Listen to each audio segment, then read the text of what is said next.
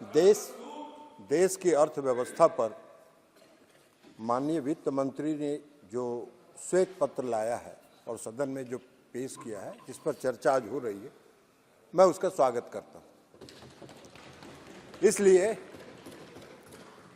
इसलिए कि देश में एक भ्रम की स्थिति पैदा हुई और भ्रम की स्थिति पैदा होने के साथ साथ भ्रम की स्थिति फैलाई भी जा रही थी कि देश की अर्थव्यवस्था चौपट है।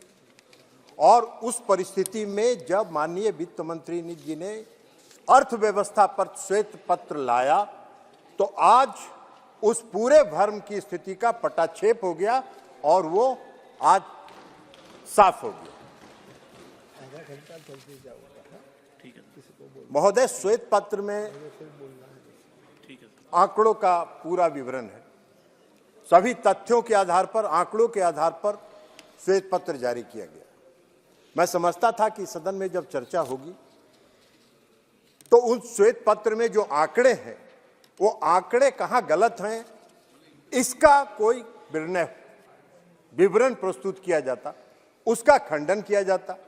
लेकिन उसके बजाय पूरे चर्चा को दूसरे दिशा में मोड़ के ले जाने का काम हुआ है। डॉक्टर मनमोहन सिंह जी देश के प्रधानमंत्री थे। उनके समय में जो वित्तीय कुप्रबंधन था, उसकी उसमें विस्तृत चर्चा है। अलग अलग भाग में उसकी चर्चा की गई है कि कहां कहां वित्तीय कुप्रबंधन था। मुझको भी उनके प्रधानमंत्रित्व काल में इस सदन का सदस्य रहने का सौभाग्य प्राप्त हुआ था और मैंने उसमें देखा था कि कहां कहां मिसमैनेजमेंट कुप्रबंधन हो रहा है। हालांकि मैं डॉक्टर मनमोहन सिंह जी को नहीं कहता, डॉक्टर मनमोहन सिंह जी बहुत साफ आदमी थे, लेकिन उनके इर्द गिर्द जितने लोग थे वो समूचे घोटाला और कुप्रबंधन के जिम्मेवार थे और डॉक्टर मनमोहन सिंह जी मूक दर्शक बेचारे देखते रहते। तो इसलिए उसकी विस्तृत चर्चा है। कितना ऋण दिया गया, कहां कितना ऋण किसको मिला, ऋण जो ज्यादा दिया गया उसकी भी विस्तृत चर्चा है। और ऋण जब ज्यादा आप दे दीजिएगा तो नेचुरली अर्थव्यवस्था पर उसका कुप्रभाव पड़ेगा। अभी चर्चा हो रही थी, माननीय गौरव गोगोई जी चर्चा कर रहे थे विजय माल्या जी को 8,040 करोड़ रुपए का ऋण कब मिला था? यह भी आप कहते, गौरव गोगोई जी, अगर आप ईमानदारी से यह बात कहते कि मेरी सरकार ने विजय माल्या को 8,040 करोड़ का लोन दिया, ऋण दिया और वो लेके भाग गया, तब हम मानते कि आप ईमानदार हैं। आप तो ईमानदार है नहीं। आपने चोरी करवा दिया, आपने चोरी करवा दिया और जब चोर भाग गया तो हल्ला कर रहे हैं, चोर काहे भाग गया, चोर काहे भाग गया, चोर काहे भाग गया। अरे वाह भाई, आप चर्चा कर रहे थे नीरव मोदी की, आप चर्चा कर रहे थे नीरव मोदी की। नीरव मोदी का फ्रॉड जो डिफॉल्ट था, गारंटी डिफॉल्ट, कब शुरू हुआ? 2011 में शुरू हुआ, जब डॉक्टर मनमोहन सिंह जी की सरकार थी। 14,000 करोड़ रुपए का गारंटी डिफॉल्ट हुआ। आप मूक दर्शक बने हुए थे, आप मूक दर्शक बने हुए थे। आपका यही वित्तीय प्रबंधन था, यह आपका वित्तीय कुप्रबंधन था। अगर आप ये कहते कि ये हमसे चूक हुई, हमारी सरकार ने ये गलत किया, तो हम मानते कि आप ईमानदार हैं, आप ईमानदार राजनेता हैं। तो आप आज कह रहे हैं कि नीरव मोदी भाग कैसे गया, उसको क्यों नहीं पकड़ के ला रहे हैं? अरे आपने सारा इंतजाम कर दिया, 14,000 करोड़ रुपया जब उसके जिम्मे लगा दिया तो भाग गया। अब भाग गया तो ये सरकार प्रयास कर रही है उसको वापस लाने के लिए। अब वो विदेश में भागा हुआ है और आपका अगर कोई प्रभाव है अभी भी तो जाके ले आइए उसको पकड़ के, देखिए कि वर्तमान सरकार उसको जेल में बंद कर देती है कि नहीं कर देती है। आप चर्चा कर रहे थे मेहुल चौकसी की। मेहुल चौकसी नवंबर 2010 से अप्रैल 2014 तक 8,738 करोड़ रुपए का उसने फ्रॉड किया बैंक के साथ। किसकी सरकार थी? आपकी सरकार थी, डॉक्टर मनमोहन सिंह जी की सरकार थी। और यही तो श्वेत पत्र है। और श्वेत पत्र में है क्या? आपके वित्तीय कुप्रबंधन की चर्चा है श्वेत पत्र में। जो काम आपने किया है उसी को दर्शाया गया, उसी का आईना है इस श्वेत पत्र में। और आपको खराब लग रहा है? मनीष तिवारी जी बोल रहे थे, उन्होंने चर्चा शुरू की। उन्होंने कहा राइट टू एजुकेशन एक्ट हमारी सरकार ने शुरू किया।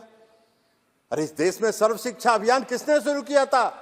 इस देश में सर्व शिक्षा अभियान 2004 में 9वीं पंचवर्षीय योजना में आदरणीय अटल बिहारी वाजपेयी जी ने शुरू किया था।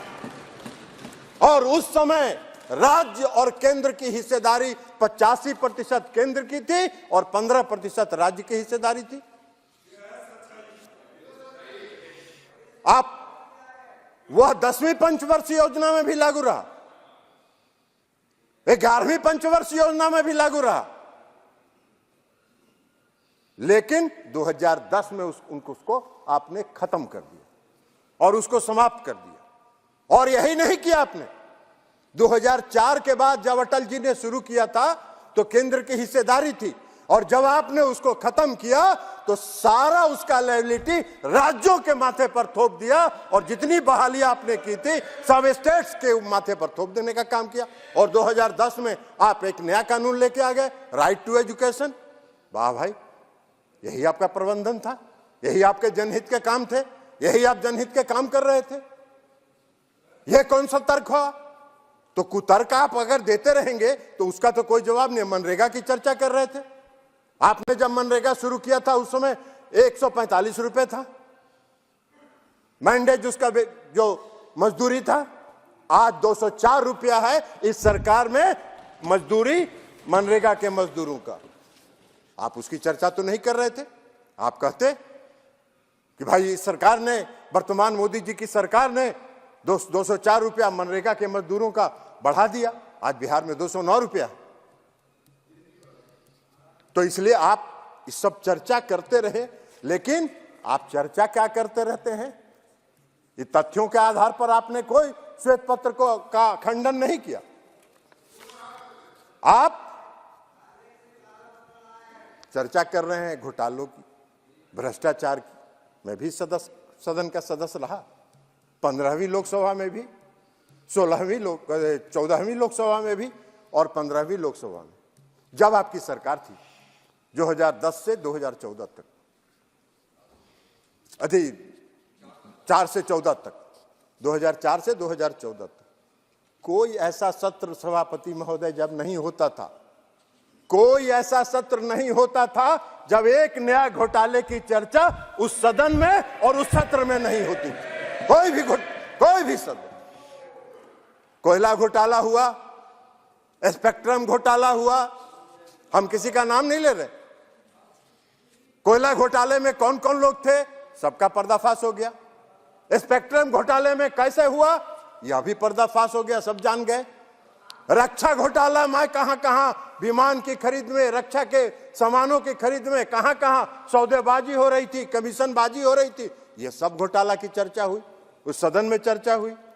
राष्ट्रमंडल खेल जो हो रहा था, कॉमनवेल्थ गेम्स, उसमें जो दिल्ली के आपके नाक के नीचे, आपकी सरकार के नाक के नीचे जो घोटाला हुआ उसको भी सबने देखा, इस देश ने देखा, हर व्यक्ति ने देखा। अब आप कह रहे हैं शारदा चिट फंड, कितना बड़ा घोटाला हुआ Sharada chit fund. Chit fund company ने किसका पैसा लेके गायब हुआ?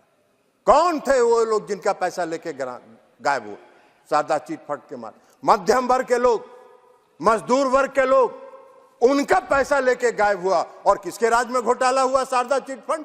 इस पर आपको बोलना चाहिए था, आप नहीं बोल रहे हैं, कोई नहीं बोल रहा है। तथ्यों के आधार पर आपका बोलना चाहिए, वह भी आप नहीं बोल रहे। कौन सा चर्चा करना चाहते हैं? और लेकिन हाँ, एक बात तो जरूर आपको कहना चाहिए था, आपको यह बात ईमानदारी से कहना चाहिए था, आप भी सदन के सदस्य हैं, कि 10 वर्षों में 2014 से 2019 तक मैं इस सदन का सदस्य नहीं था, लेकिन 2019 से हूं, आज तक कोई घोटाले की बात तो आप नहीं कर पाए। आज तक कोई घोटाले की चर्चा तो आप नहीं कर पाए। आप कोई घोटाला नहीं बहुत होता है तो घूम फिर के एक ही आदमी का नाम उजागर करते रहते हैं। अरे भाई, उनसे आपका कुछ व्यक्तिगत है मामला तो जाके बाहर में मिलजुल के सलट लीजिए, बात खत्म हो जाएगा, सलट लीजिएगा। आप यह क्यों संदेश उसको देना चाहते हैं कि मेरे पास आओ, मेरे पास आओ?